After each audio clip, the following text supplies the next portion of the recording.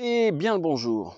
Alors, le côté, on rentre effectivement dans l'automne, et qu'est-ce qui change en ce moment? Pas par rapport à l'automne en général, mais par rapport à cet automne. Il y a plein de choses. Je pense que va falloir se mouiller. Ça tombe bien. Va falloir se mouiller. Ouais, se mouiller en quoi? Il y a tout le côté, déjà, est-ce que je m'accepte comme je suis? C'est-à-dire, j'ai plein de gens des fois qui me disaient ouais non mais tu comprends là. J'étais dans une phase de réflexion intense sur moi, pour en métaboliser, j'en suis ressenti transmuté, transformé. Ok, et ton rapport au corps, ça dit quoi? Et ton rapport à ce que tu es et à tes limites, et aux contraintes qui nous sont posées aussi parfois, aux contraintes de notre corps. Je suis un homme ou je suis une femme, et j'ai cette contrainte. Je pourrais dire, tiens, non, moi j'ai envie de devenir une femme et puis en plus d'avoir des enfants. Bon, à 50 ans en plus ça va être compliqué, et puis en étant un homme ça va être d'autant plus compliqué. Bah, est-ce que j'accepte cette contrainte-là? Qui peut sembler toute bête, hein, mais c'en est déjà une. Ok, après, est-ce que je me rends compte aussi que pour moi on est vraiment c'est vraiment en fait l'énergie de ce moment. Voilà. Ce rapport à j'accepte les contraintes de ce que je suis. Ça ne veut pas dire que, ok, je me trouve, j'ai trop de gras, j'ai machin, et puis ben je me bouge pour amener finalement mon corps à se transformer. Ou j'ai des peurs, et ben je vais travailler sur ces peurs, je vais les regarder, je vais les affronter, je vais les vivre, puis se rendre compte que bah, potentiellement il y en a un certain nombre qui vont disparaître. Oui, c'est aussi tout ça l'idée, bien évidemment. Mais à un moment donné, j'accepte la limite de là où j'en suis. Et je l'accepte avec bienveillance. Et j'arrête de me faire croire que non, mais là tu comprends, j'ai passé une porte et c'est vraiment une phase dans ma vie vraiment absolument extraordinaire. Oui, tu vas voir, c'en est qu'une, il y en a plein d'autres derrière. Donc bien évidemment qu'il y a des moments où on comprend des choses.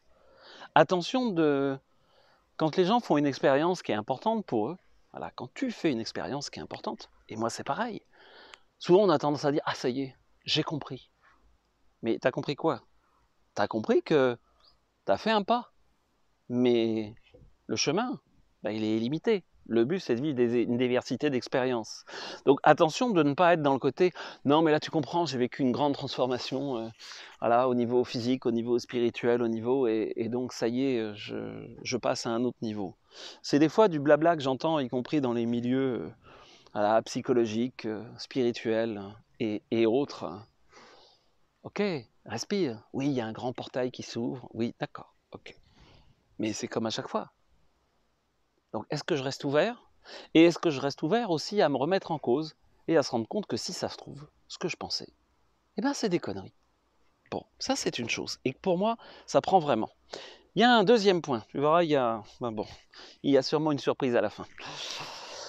Il y a un deuxième point, c'est ce rapport à soi et ce rapport aux autres. Et pour moi, il y a vraiment un gros truc sur le rapport à cette notion. On parle souvent de bienveillance. Ouais, tu comprends, c'est important la bienveillance. Oui, oui. Mais qu'est-ce que je fais avec la bienveillance?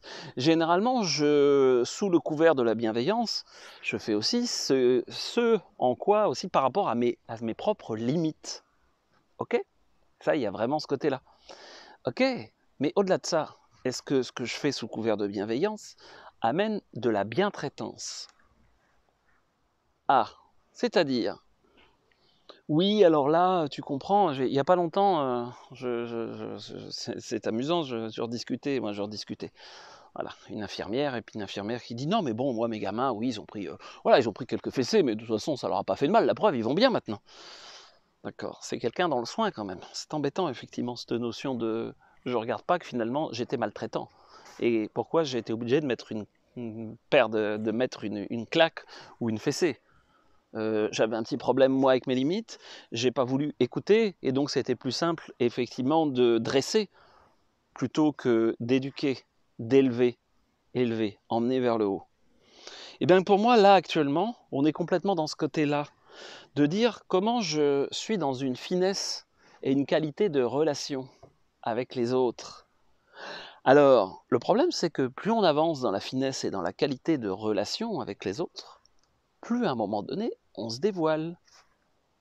On retrouve ça des fois dans les relations, où les gens vont en relation jusqu'à un certain niveau. Puis à un moment donné, ils vont avoir tendance à se barrer. Pourquoi? Parce que en allant, la relation, on se déshabille. On se déshabille. Et jusqu'où on est prêt à se déshabiller? Vous pouvez garder vos vêtements, hein, parce que d'ailleurs on peut être entièrement nu et être avec une grosse doudoune, un passe-montagne et à distance. Ça j'ai eu l'occasion de le voir, j'ai des souvenirs. Personne qui me parlait d'ailleurs dit non mais tu comprends, moi je fréquente même des milieux libertins, donc quand tu me parles de me mettre à nu, j'ai pas de problème. Hey, c'est cela, c'est cela, c'est cela. Mais c'est pas se mettre à nu là, même si pourquoi pas, il peut y avoir un côté intéressant aussi, le rapport au corps et le rapport à la nudité. Mais c'est une autre histoire. Donc pour revenir là-dessus, comment à un moment donné j'accepte d'approfondir la relation? Du coup la relation aux autres, mais aussi en fait derrière, la relation à moi-même et la relation à mes peurs et à mes limites. Ben oui, parce que c'est ça généralement. Pour moi c'est juste indispensable actuellement. Pourquoi?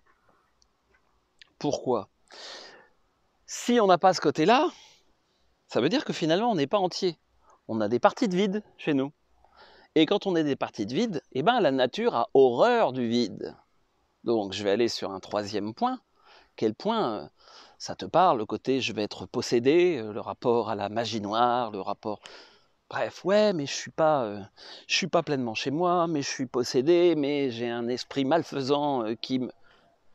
Ce qui est clair, c'est qu'à un moment donné, quand il y a du vide, il y a quelque chose qui va remplir le vide. Ça coule, c'est une rivière, ça coule. On ne peut pas dire, là, je laisse de l'espace et cet espace va rester vide et vierge. Ah non, c'est de l'illusion. Donc, est-ce que je l'habite réellement, cet espace? Est-ce que je me regarde? Est-ce que je creuse? Est-ce que je vais encore plus loin? Ou pas? Si à un moment donné, je ne l'habite pas, cet espace, il y a des énergies qui vont l'habiter pour nous rappeler que, ah mais je suis plus chez moi, ah mais quand même, là, on m'a jeté, entre guillemets, ou même sans guillemets, un mauvais sort ou autre. Et ça, c'est valable si effectivement, à un moment donné, on s'arrête.